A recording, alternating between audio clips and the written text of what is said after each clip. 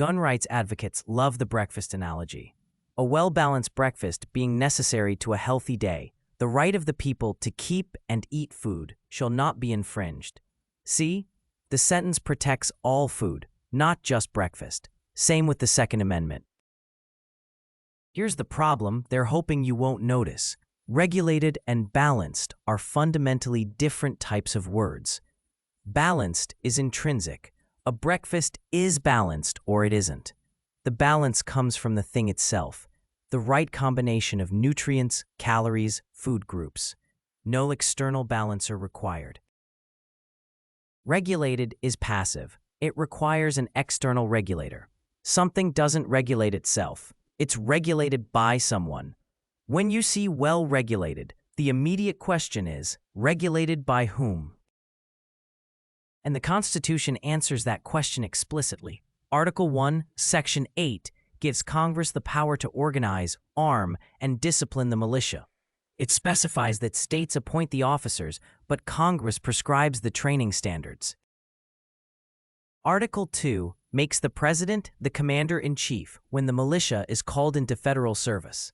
So, well-regulated militia isn't vague language. It's a passive construction pointing to a specific regulatory framework, regulated by Congress, commanded by the president, with officers appointed by states.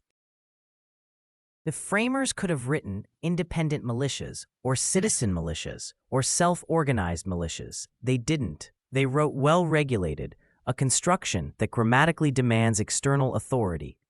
You can't self-regulate into being well-regulated any more than you can self-appoint into being duly appointed.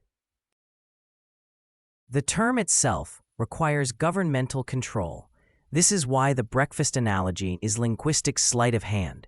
It substitutes an intrinsic adjective for a passive one, hoping you won't notice the switch. A breakfast can be balanced on its own. A militia cannot be regulated on its own. Your weekend group in the woods isn't a well-regulated militia if it rejects the very regulation that makes something well-regulated. And here's the final irony. The Constitution says militias exist to suppress insurrections. Groups organizing armed resistance to federal authority aren't constitutional militias exercising Second Amendment rights.